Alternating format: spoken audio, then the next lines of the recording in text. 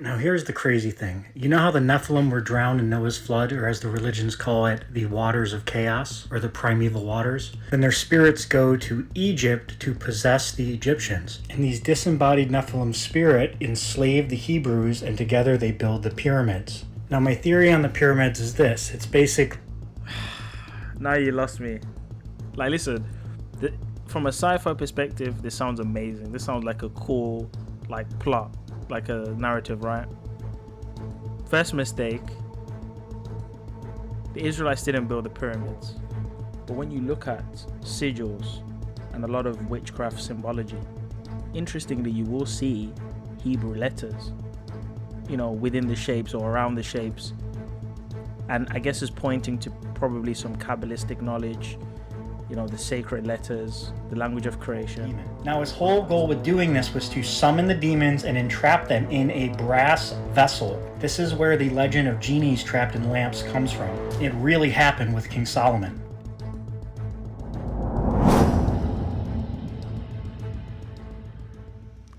Hello, hidden ones. Today we'll be reacting to a video by Dr. Michael Kokini on the Greater and Lesser Keys of Solomon. Now, I've never read these works myself, but I don't really consider them part of the biblical canon. But I do find them quite interesting from what I've heard about them. And Dr. Michael Kokini obviously is a Christian, and he's also a theologist. So it'll be interesting to see what kind of insights he's gathered from it. And let's just check it out. By far the most dangerous and yet the most important books on the face of the earth. As a lifelong truth seeker, I finally found my way to these books, and I would caution everyone watching this, do not read these books unless you're guided through it carefully. If you understand it, all the wisdom of the world is at your fingertips. And in this video, I'm going to guide you through them and relay all of that wisdom to you. The biblical books of Solomon are Wisdom of Solomon, Ecclesiastes, Proverbs. Okay. Things like the Wisdom of Solomon in the Catholic Apocrypha. And then in the 66 books of the Protestant Bible, we have Ecclesiastes, Proverbs, and the Songs of Solomon, or the Songs of Songs. But there are many other works attributed to King Solomon outside of the Bible, namely the Greater Key of Solomon, the Lesser Key of Solomon, and the Testament of Solomon. Depending on which order you read those books in, you're going to walk away with a very different perspective. The Testament of King Solomon is the story of why he wrote the Greater and Lesser Keys. The Greater Key of Solomon is a book of white magic spells evoking the power of Adonai to control demons. This is where Aleister Crowley and the occult got all their practices from. Pagans are just like accidental Christians. Even the pentagram circles they draw to protect themselves from demons was stolen from King Solomon's prayer circle, which had the names of Adonai around it. The Lesser Key of Solomon is a comprehensive... Scan. Pause. Interesting he says that because, again, do not practice any of these things, but I've seen these things from my peripheral view. I've just kind of scanned and seen some of these things before. But when you look at sigils and a lot of witchcraft symbology, interestingly, you will see Hebrew letters, within the shapes or around the shapes. And I guess it's pointing to probably some Kabbalistic knowledge, the sacred letters, the language of creation, all of that jazz, all of that stuff. But interestingly, he said that according to the Testament of Solomon, Solomon would put the letters Adonai around his prayer circle as a way of protecting, the person doing the spells from the demons or whatever it may be. I find that very interesting because, like I said, I've seen, sigils, and I've seen witchcraft and occult symbology using Hebrew letters. So I just find that very interesting. List of 72 demons, the principalities, the rulers of the Nephilim. Right off the bat, you can see why Christians stay away from these books. A lot of them don't even know they exist. But after reading them, I'm telling you, they are some of the most important Christian books on the face of the earth, and I'll explain why in just a minute. The idea with knowing the name of the demons is so that you can control them and summon them. And then King Solomon provided a list of angels that rule over those demons so that you could evoke the name of the angel to control the demon. Now his whole goal with doing this was to summon the demons and entrap them in a brass vessel. This is where the legend of genies trapped in lamps comes from. It really happened with King Solomon. And I do believe these books are written by... Interesting he said that he would capture these demons in brass vessels or brass, items. The genie, which is like a Persian, folklore myth, is essentially a demon. Like, let's keep it real. I know Aladdin and Disney Channel, they like to make things seem, fantastical and, entertaining, but a genie is a demon. So it's interesting to see that there's this idea or tradition that demons can be trapped in brass items. And obviously, there's a particular reason why it's a particular item, a material such as brass. Like, why brass? Because in the occult world, or even in alchemy, they do believe that certain materials, like silver, for instance, how they say the silver bullet will kill a werewolf, or there's certain materials they believe can ward off spirits. Again, I don't practice any of this stuff, so I don't know if this is an objective fact that silver wards off, demons or entities or brass. But this is what they believe. I find that very interesting. By King Solomon. I could be wrong, but I've read all the religious texts on earth, like at least the major ones. I know how those books work, and King Solomon breaks 3 fundamental rules that a demon could never do. First, he evokes the actual true names of God. Demons can't say those names. They change the name of God to something like Allah or Shiva or Krishna. King Solomon tells you how to torment demons with these spells. I will explain why you should not be doing any of this stuff, but nonetheless, a demon would never give you the secrets of how their world works, definitely not to the extent of being able to control them. And the biggest indication to me that this is not a demonic work and actually written by King Solomon is not only the immense level of wisdom that's coming out of these books, stuff that truly no man could know. It is the accurate and full salvation message that King Solomon promotes. He calls himself a sinner and asks God to have mercy on him. These books promote salvation by grace through faith, not works, whereas all of the other Nephilim BS books that actually are written by demons always guide you away from saved by grace through faith and tries to convince you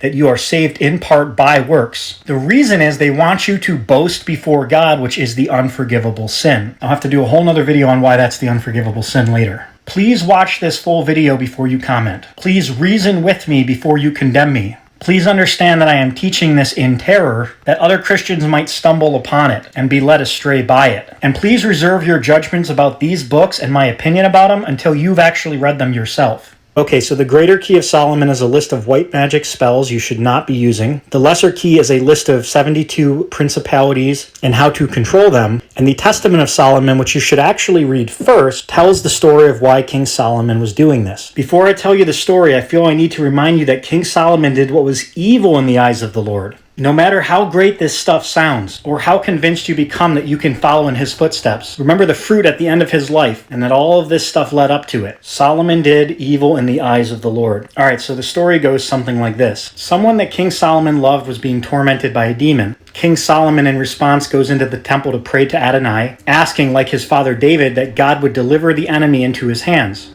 God tells the angel Michael to go give King Solomon a ring. This is where Lord of the Rings comes from. This may also be the ring that the Pope wears that you have to kiss, either the actual ring or a replica of it. King Solomon uses this ring and the authority of God that comes with it to put the entire spiritual world underneath his feet. This is part of how he built his kingdom. King Solomon basically enslaved an entire race of demons to go do his bidding for him, like an army of genies with unlimited wishes. These are the early days of New Age manifesting and why it is so absolutely dangerous. As a matter of fact, in the Bible, when it kept saying, oh, they did what was evil in the eyes of the Lord, they sacrificed to idols and false gods, this is the stuff they were doing. The hierarchy is like God, higher angels. Now, I know for a lot of people watching this, they're thinking, what the hell? Bear with me. So, like you read in the scriptures, it says Solomon did everything that was evil in the sight of the Lord. Now, that could just be moral sin. That doesn't necessarily mean witchcraft. I understand the leap there. But just think about it. Solomon was given wisdom.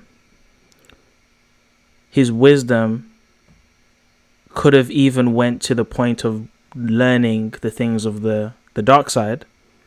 Because when you look at all of the occult and esoteric schools of thought, most of them credit Solomon to being not even a founder, because obviously a lot of these mystery schools predate Solomon.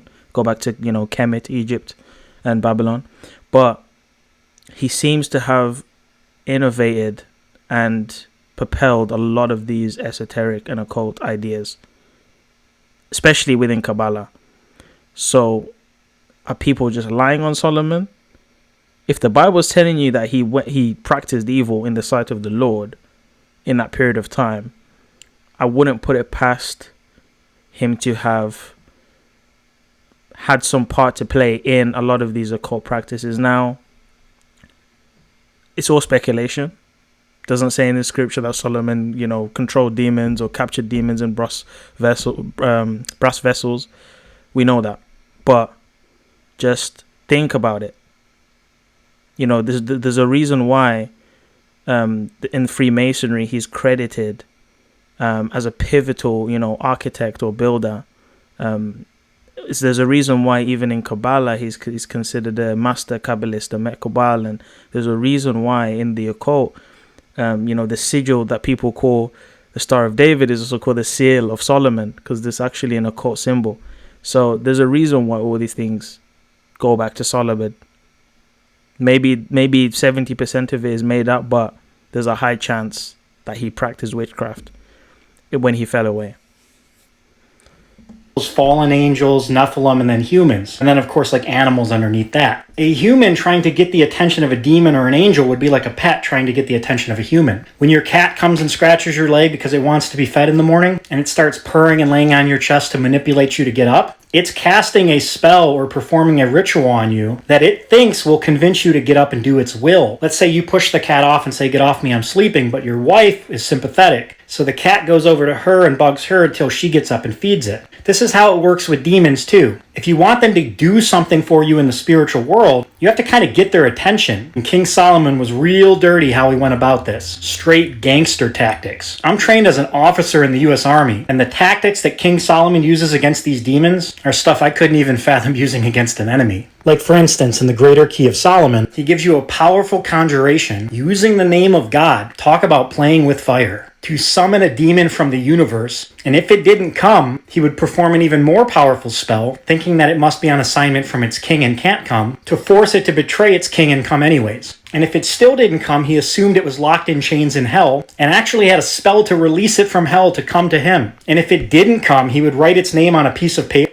So straight away, I don't believe that this was written by Solomon or is an accurate account, because for someone to believe that demons are in hell right now, when hell or hellfire essentially is an event.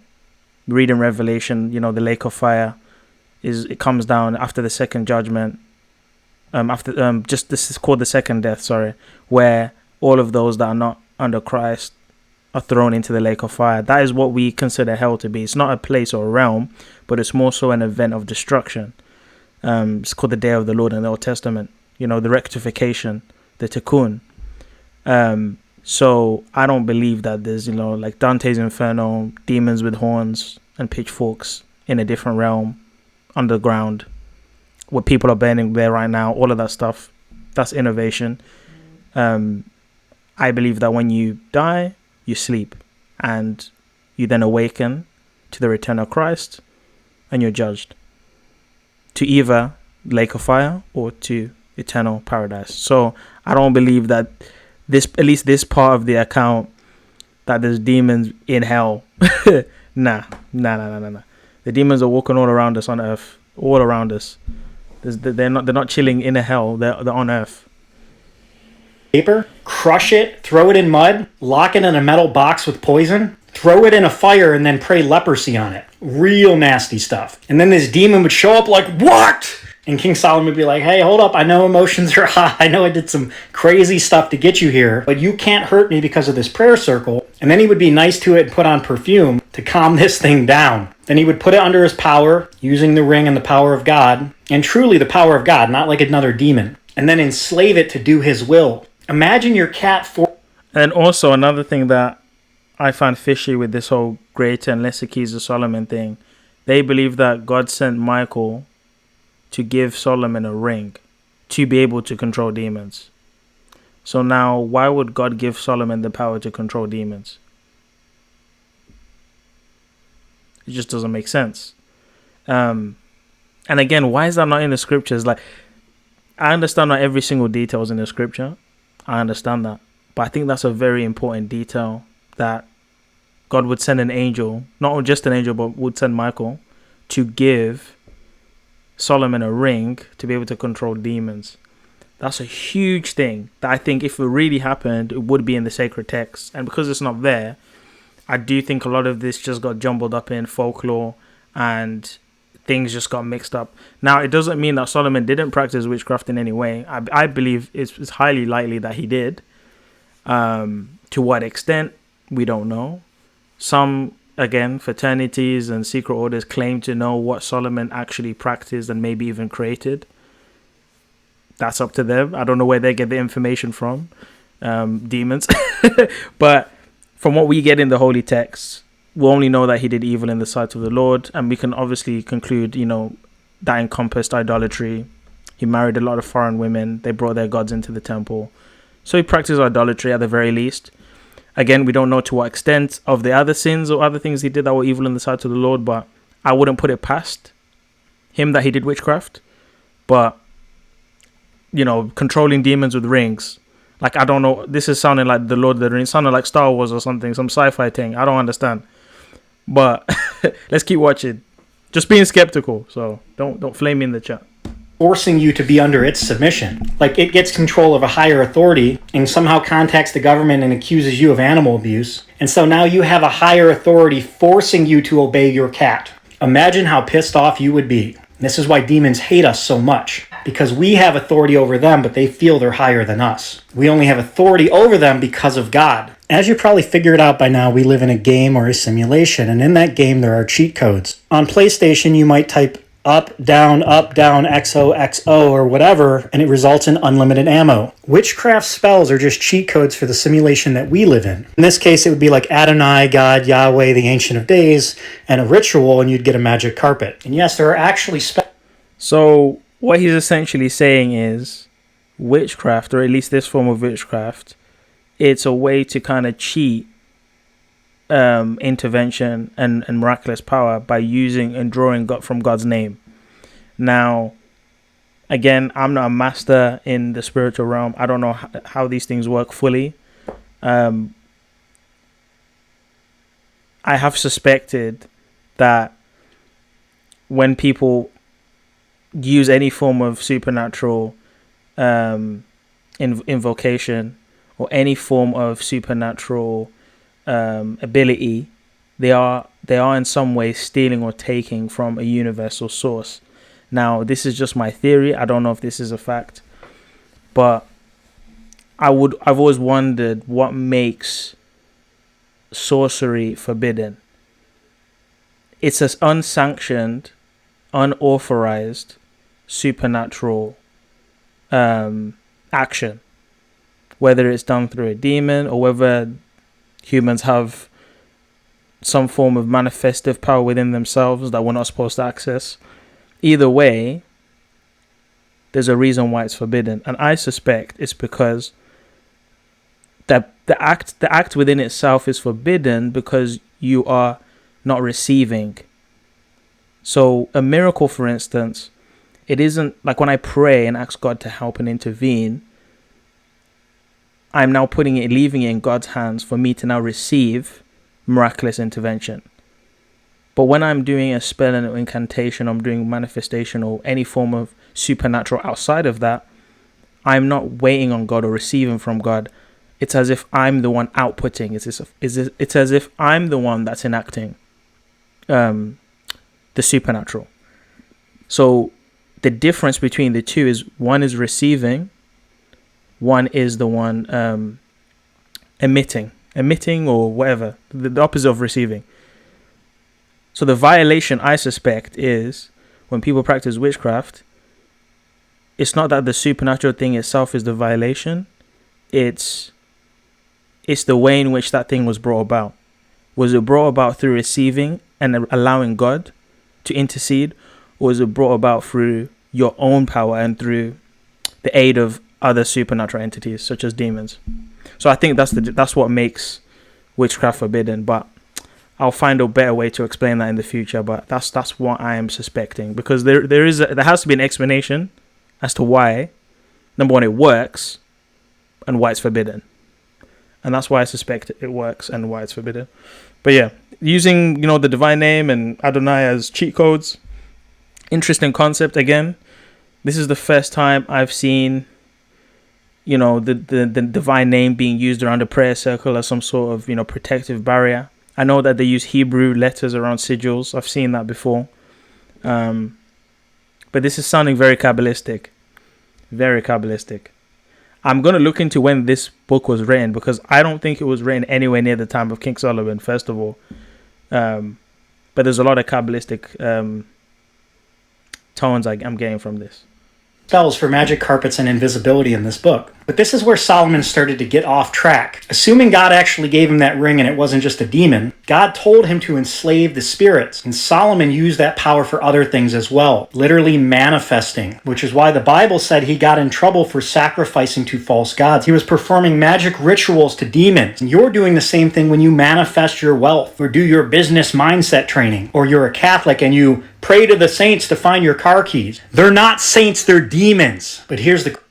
Ooh. Yikes. I know the Catholics don't want to hear that. And I deal with them a lot on these online forums.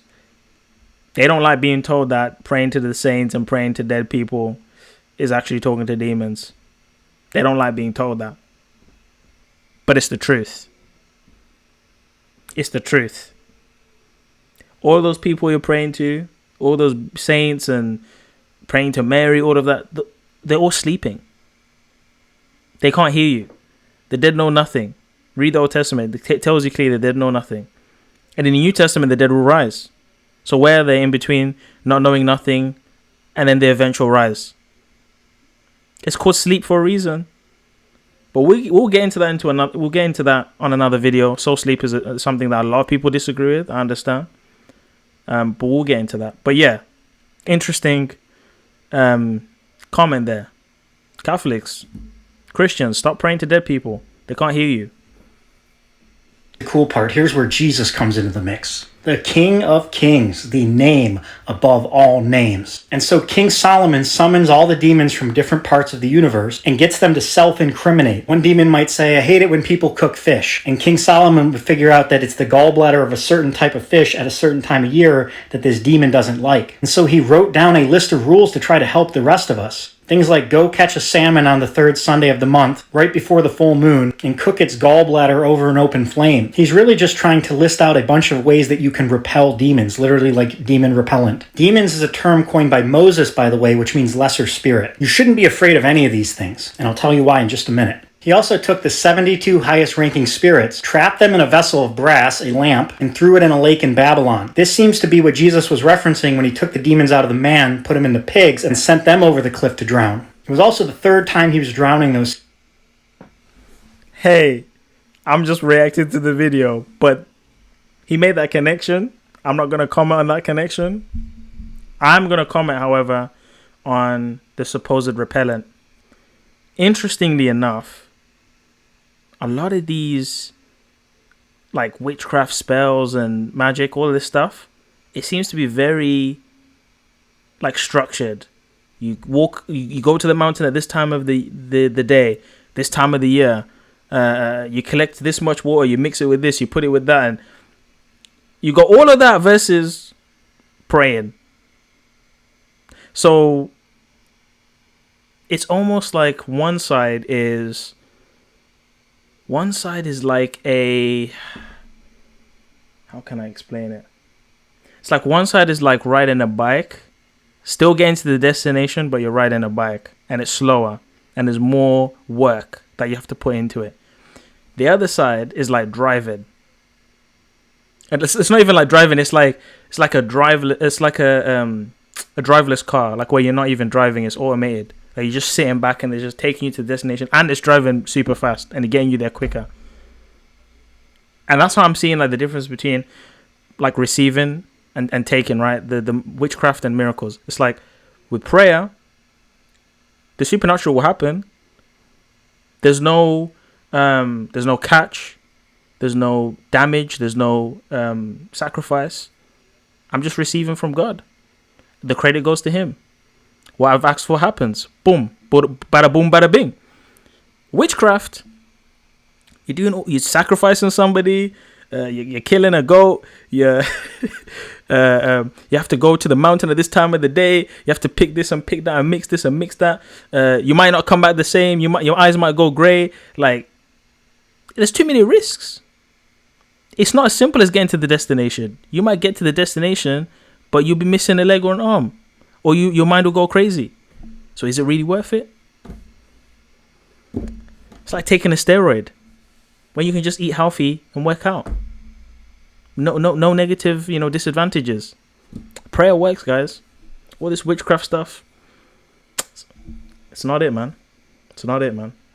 Same spirits. First time in Noah's flood where they got disembodied. Second time in the body of the Egyptians in the Red Sea. And then with Jesus drowning them in the lake. This lamp with the 72 demons is Pandora's box. That's where that legend comes from. All the stories, all the Disney movies, all your favorite epics, it's all from this one book, this one story. Now here's the crazy thing. You know how the Nephilim were drowned in Noah's flood, or as the religions call it, the waters of chaos, or the primeval waters? Then their spirits go to Egypt to possess the Egyptians. And these disembodied Nephilim spirit enslaved the Hebrews, and together they build the pyramids. Now my theory on the pyramids is this. It's basic. Now you lost me. Like, listen, from a sci-fi perspective, this sounds amazing. This sounds like a cool, plot, like a narrative, right? First mistake. The Israelites didn't build the pyramids. We actually see in in Genesis and Exodus, it actually mentions, the areas in which they were and what they were doing. Like, they were building temples, and they were building smaller structures. They weren't building pyramids. The pyramids were built before even the time of the Israelites. So I don't even know what he's doing there. Secondly, he's saying that the Nephilim enslaved the Israelites to build things. The Nephilim weren't even around during them times, or at least in Egypt during them times. And none of that's in the Bible. So this is really just the guesswork, to be honest, what he's doing. And again, it sounds cool, but it's just simply not the case. I think the pyramids are much older than the Exodus story, built way before that. And could the pyramids be pre-flood? People have speculated. There's Graham Hancock's work on advanced civilizations, prehistoric civilizations. I'm not decided on either or. I know the historic consensus is it's at least 6,000 years, 5,000 years old, roughly. So again, I'm open to it being super old, but I definitely don't think the Israelites built the pyramids whatsoever. They may have built smaller pyramids, but they ain't built the pyramids of Giza, bruv. I don't know where he's getting that from. And the whole Nephilim thing is another thing. He obviously probably believes that the Nephilim are a result of a union between fallen angels and women. I don't believe that's the case. I believe that the Nephilim are just simply a forbidden union between the sons of God being the children of Seth, the righteous descendants, mixing with the daughters of Cain, which is another thing we can get into in another video. But that's my stance on those two things there. So already I'm seeing red flags with this, but let's keep going. A tomb that is in alignment with Orion's belt. And all of these ancient religions say that the stars are angels. And so the pyramids seem to be trying to pull some kind of celestial power to resurrect the body inside, which makes sense. Now, interestingly, he said that if you look at the X-Men Apocalypse movie, there's a scene where Apocalypse is trying to do soul transference, trying to transfer his consciousness into another human being or another vessel. And he does this using the pyramids by aligning the pyramids with the rays of the sun or a particular time of the year, like what he's illustrating here. And I found that very interesting. Again, this is sci-fi. We don't know the facts for this. We don't even know how the pyramids were built. We're finding more and more things about it every day. I don't think soul transference is possible because I don't believe that the human being can be separate from the body. I think that we are a combination of the body and the breath. So your consciousness is determined upon that fusion. I don't think you can have consciousness outside of that fusion. It's lights out without you and the vessel being together and being one and whole.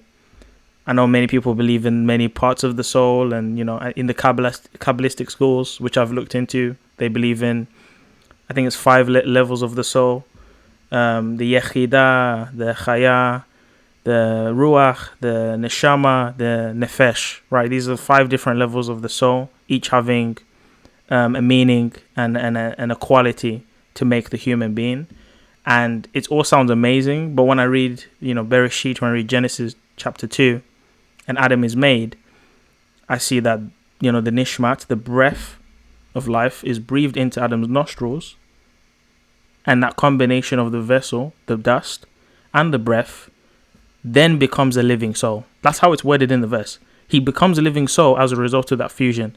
So if you move either one of those components, how are you a living soul? We'll get into that another time as well, because I can read the Hebrew, so we'll go into the Hebrew.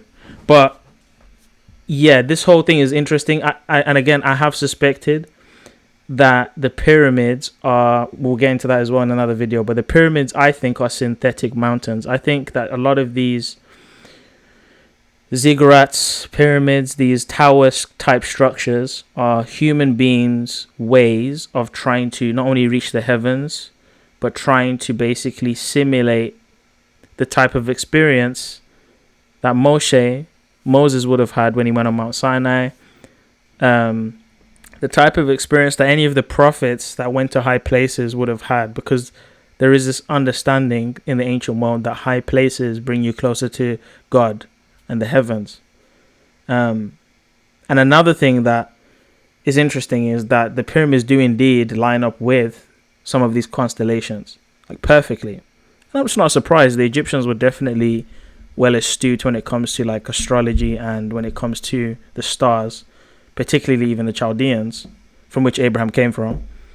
To say that they're trying to absorb or channel energy from those stars to power up these pyramids, again, sounding sci-fi to me, but is it possible? I don't know. Maybe. There is a reason why a lot of these things do line up with the celestial bodies and line up with the stars. Can you draw energy from these things? I don't know.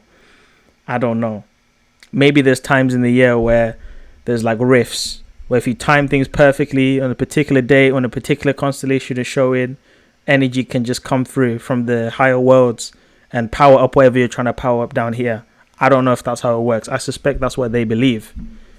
But it's an interesting concept. Like I said, if you watch the X-Men Apocalypse movie, they do show soul transference using the pyramids, and the pyramids aligning with the rays of the sun or the stars. So, interesting. Your power to resurrect the body inside, which makes sense why these disembodied Nephilim would want some sort of womb tomb incubator that could make immortal bodies. And it seems to mirror what happened with Christ in the tomb, where the power of the Holy Spirit rose him from the dead.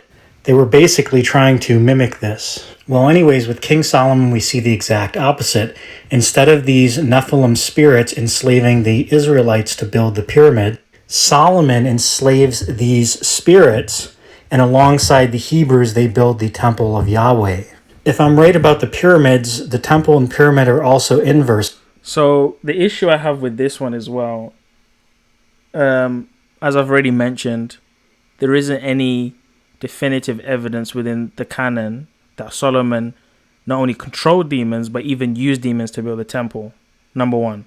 Number two, we actually do see how we build the temple. It talks about the dimensions. It goes into very detail. When it comes to constructions and buildings in the scriptures, it goes into very much detail. Like, look at the descriptions of the tabernacle in the wilderness, the Mishkan, loads of details. Same thing for the Temple of Solomon.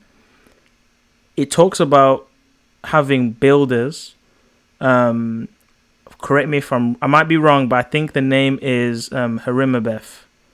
A king is a king, or he's like, he basically asks for builders, right, to come and help build the temple. Masons, actually says in the KJV, which I know some Freemasons will be happy to hear, because obviously they believe that Harimabeth is another renowned, architect or builder in the esoteric schools, being credited as helping build the temple.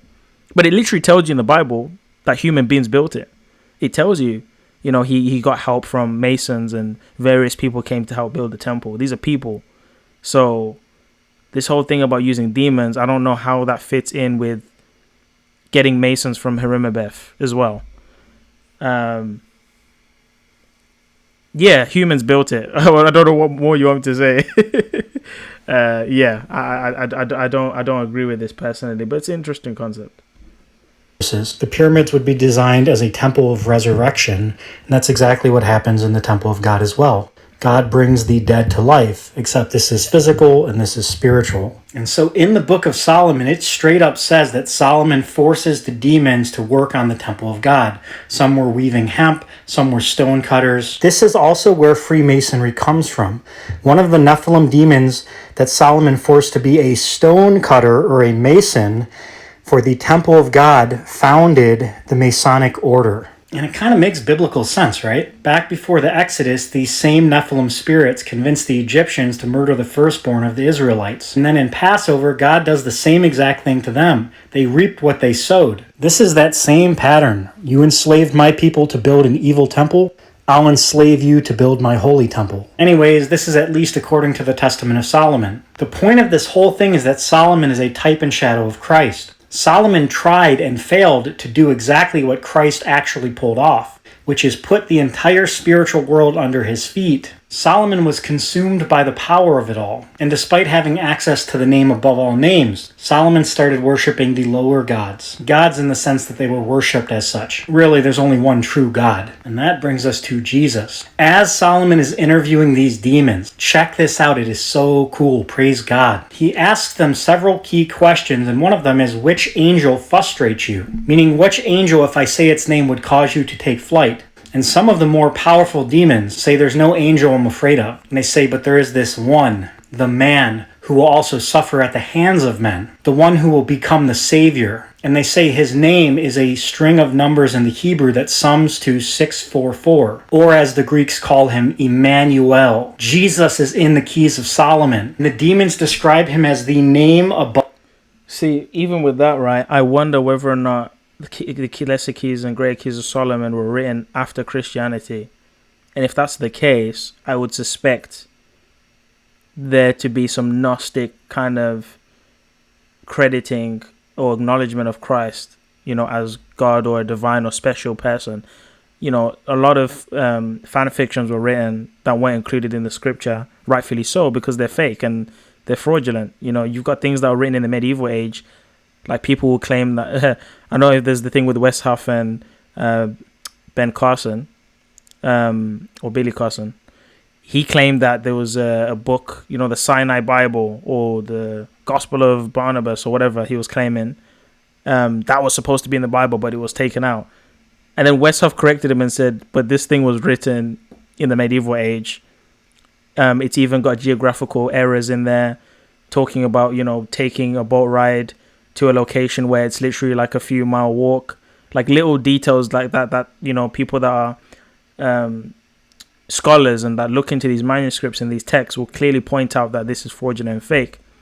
But what you see is on the internet, the layman people will hear, the headline, oh, this book was taken out of the Bible, and instead of investigating and looking at why that was never even part of the Bible, they jump onto it. So you hear many people say, the Gospel of Mary, the Gospel of Thomas, the Gospel of this, the Gospel of that. And it's like, have you looked into it? Okay, tell me, why was that taken out? Why should it be in it? And then you just hear crickets. So this great keys and lesser keys of Solomon, I don't think this was ever part of the canon. I'm going to look into when it was written, but I suspect it was probably written after Christianity. And if it wasn't written after Christianity, let's say hypothetically it was found in the Dead Sea Scrolls, which I highly doubt, it could have been written by the Essenes, which was a mystical school of Judaism, and they definitely believed in calling upon angels and invoking angels. They memorized the names of angels. You can look at Josephus. He talks about the practices of the Essenes. They were a sect of Judaism at the time of, just before the time of Christ, and even during and after. They were kind of like hippies. They walked around in the desert. They did water rituals. They wore rugged clothes.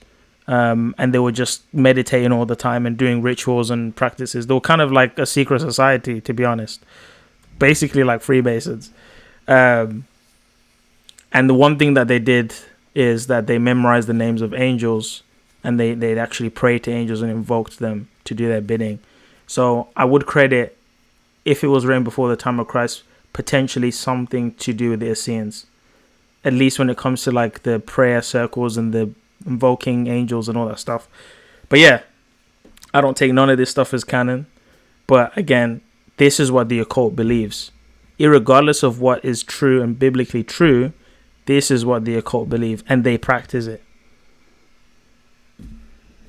Above all names. They say things like there has never been a king like him before. And one of the demons is really cocky with Solomon. He says, you can play your games and control me for a season, but your kingdom will fall and you will eventually die, and I'll be free to roam the earth again as a god. And I will continue to do that until the Son of God is stretched out on the cross by the Hebrews. The demon tells Solomon this. They are saying that Christ is king. And so basically, Solomon didn't have the cross. And so he came up with all this voodoo to try to control the spiritual world, and he failed. And then Christ comes and succeeds. And so the big question is, can we do what Solomon did? And the answer is, we don't have to. We don't need to know the names of the angels. We don't need to know how to burn a gallbladder over an open fire to make them leave. There is one name that frustrates every demon, and his name is Jesus Christ of Nazareth. It's already won. It's already finished. You don't need any of this magic BS. Just call on the name of Christ. And if you're I hope that you guys learned something from this. Personally,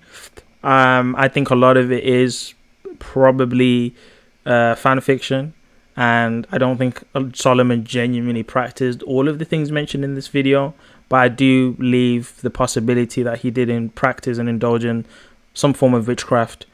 And regardless of whether or not most, if not all of these things actually did happen and Solomon did these things, whether or not we believe them or not, the occult definitely believe this. And you read any of their works, whether it's the Masonic works and Morals and Dogmas of Freemasonry, whether you read any of the Kabbalistic texts or whatever occult and esoteric texts you can think of, they all know and acknowledge that Solomon was practicing some heavy witchcraft.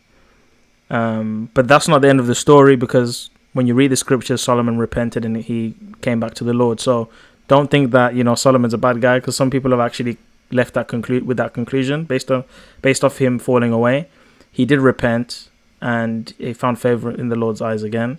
But this stuff is interesting, man. He's got another video on the Great and Lesser Keys of Solomon, so I might check that one out. But I hope you guys enjoyed this, and we'll be doing a lot more of these reaction videos. Let me know if there's anything you want me to react to in the chat, and stay hidden.